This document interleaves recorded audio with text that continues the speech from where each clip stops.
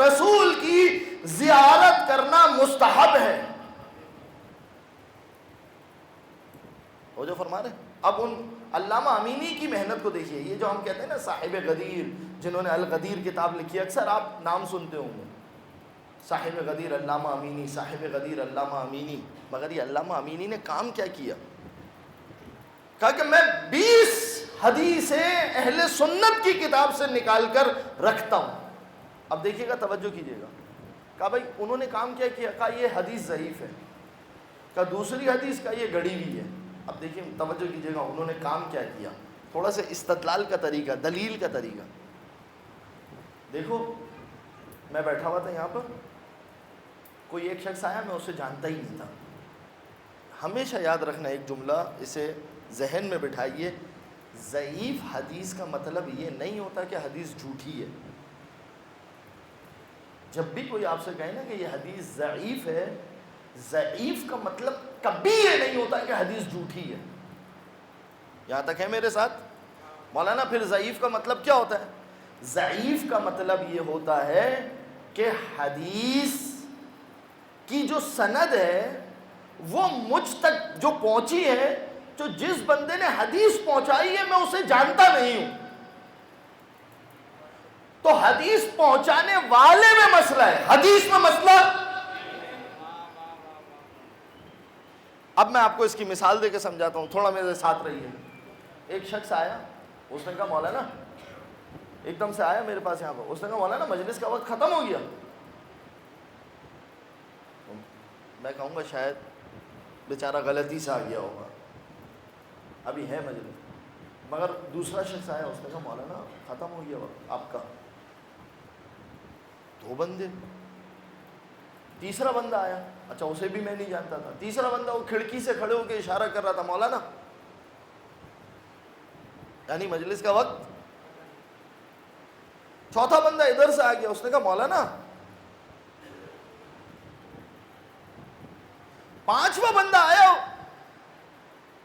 اس نے ایک مرتبہ مائک کو بند کر کے مجھے جھٹکا دیا کہ بھائی واقعاً وقت. تو جو پہلا آیا تھا تب مجھے اتنا اطمینان نہیں آیا. جب دوسرے نے اشارہ کیا تھوڑا اضافہ ہوا، 10%. تیسری حدیث آئی 10%، چوتھی آئی 10%، پانچویں آئی 10%. یہ سارے 10% مل کے 100 ہو گئے. علامہ امین نے کہا 100 پہ نہیں رکوں گا، 20 حدیثیں دوں گا، 200 پہ پہنچاؤں گا. کتنے پہ پہنچاؤں گا؟ اب علامہ امینی نے جو کام کیا وہ میں آپ کی خدمت میں. ایک درود پڑھیے محمد و آل محمد پر.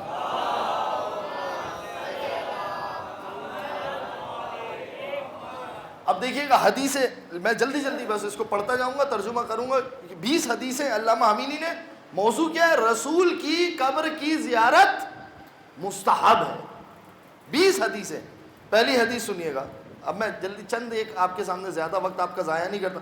من زارا قبری، جو پہلے حدیث تھی وجبت لہو شفاعتی، اس میں کیا تھا؟ وجبت لہو. یہ حدیث آئی من زارا قبری حلت لہو شفاعتی، جو میری قبر کی زیارت کرے اس کے لیے میری شفاعت حلال. دوسری حدیث من جاءنی زائرن، جو میرے پاس آئے زیارت کی غرض سے، لا تحملہ حاجتن، کسی اور حاجت کے لیے نہیں، خاص میری قبر کی زیارت کے لیے. یہ نہیں کہ مدینے سے گزر رہے تھے، نہیں، خاص میری زیارت کے لیے ہے. لا تحملہ حاجتن الا زیارتی، خاص میری زیارت کے لیے. کانا حقا علی ان اکون لہ شفیعا یوم القیامہ، تو مجھ پر حق ہے کہ میں قیامت کے دن اس کا شفاعت کرنے والا بن جاؤں. دوسری حدیث. تیسری حدیث من حج، جو حج پر جائے. دیکھیے الفاظ الگ الگ ہیں مگر سب کا مطلب ایک ہی ہے.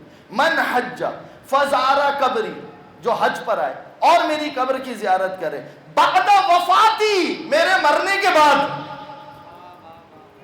قبری کا بھی لفظ ہے، دیکھیے توجہ کریں، حدیث پر غور کریں.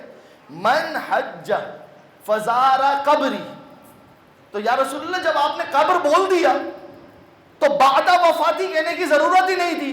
تو رسول خدا کہیں گے بہلول صاحب یہ ابھی جو ہے نا وہ 10 ہجری ہے, 14ویں صدی کے اندر کچھ ایسے بے وقوف آئیں گے. بھائی جو مولا کے معنی تبدیل کر سکتے تھے وہ قبر کا معنی بھی گھر کر دیتے, ہے کہ نہیں؟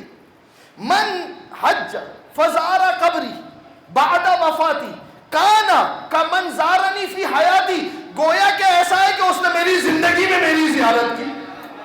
یعنی رسول کیا کہنا چاہ رہے ہیں کہ دیکھو ہماری موت اور ہماری حیات فقط پردہ ہوا کرتی ہے. یعنی کہ ہم مرنے کے بعد بھی زندہ ہیں. شاہدن و مبشرن و نذیرا و داعیا الی اللہ باذنہ و سراجا منیرا. کون ہے؟ محمد شاہد ہے, محمد بشیر ہے, محمد نذیر ہے, محمد اللہ کی طرف بلانے والا ہے, اور محمد رونق والا چراغ ہے. اگر کہو نا رسول تھا, رسول مر گیا تو مانو کہ چراغ بجھ گیا, اور اگر کہو نا رسول ہے, رسول باقی ہے, تو مانو کہ چراغ جل رہا ہے. ایک درود پڑھ دیجئے محمد و آل محمد پر.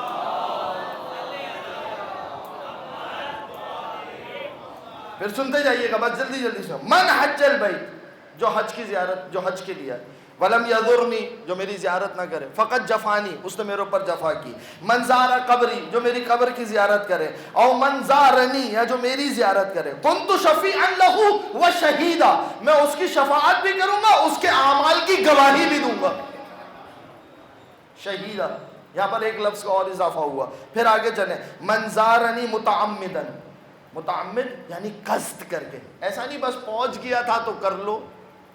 بھائی وفد کے ساتھ گئے تھے, مجبوری تھی, حکومت کا وفد تھا, توجہ کیجیے, تو بھائی حکومت کا وفد تھا, اب تو ہم مجبور تھے, ہمیں بھی آگے ہاتھ لگا کے کھڑا ہی رہنا.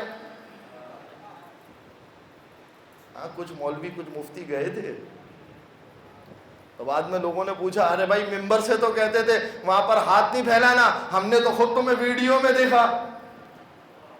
اور کہنے لگے وہ حکومت کا وفد تھا, یعنی حکومت کی مجبوری میں تم محمد کے آگے ہاتھ پھیلا دو. توجہ فرمائیے عزیزو, من زارنی متعمدن, جو قصد کے ساتھ ارادہ کر کے میری زیارت پر آئے, کان فی جواری یوم القیامہ, قیامت کے دن میں اسے اپنا پڑوسی بناؤں گا. اللہ,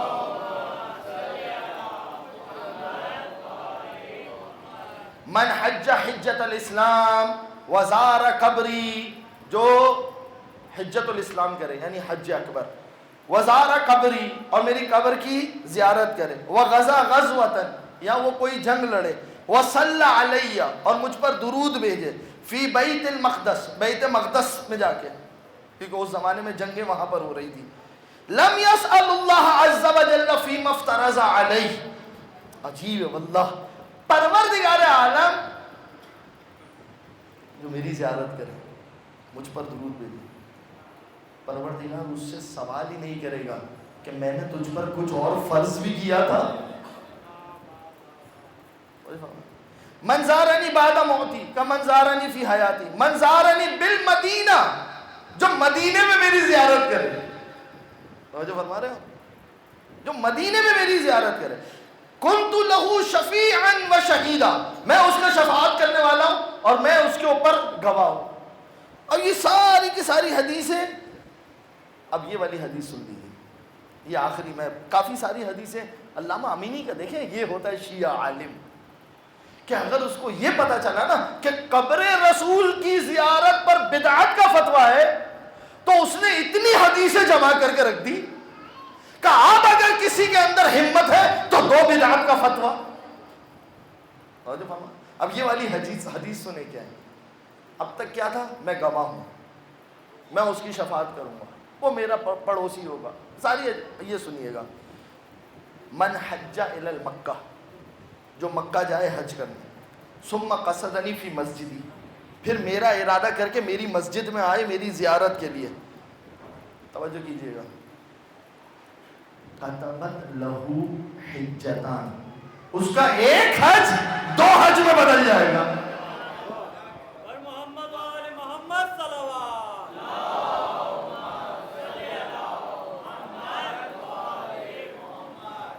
کیا فرمایا؟ اس کا ایک حج ہے نا. اب میں سوال کروں، پروردگار یہ جو ایک حج 2 حج میں بدلے گا، حج تو ہے کہ تیرے گھر کی زیارت کروں، تو یہ قبر محمد کی زیارت سے زیارت حج میں کیسے بدلے گی؟ کہ اس لیے کہ محمد میرا ہے. تو اب اگر محمد کہہ دے حسین میرا ہے، تو اگر کوئی کربلا جائے اور ہم یہ کہہ دیں کہ جو کربلا گیا اسے 20 حج کا ثواب ملا. یہی وجہ ہے کہ جیسے ہی کوئی شخص آیا امام صادق کے پاس اور اس نے ایک جملہ کہا مولا میں نے 19 حج کیے، امام نے کہا 2 اور کر لے تو کربلا کے ظاہر کے برابر ہو. ایک درود پڑھ دیجئے محمد و آل محمد. توجہ فرما رہے ہیں عزیزو؟ بس میرا وقت مکمل ہو گیا.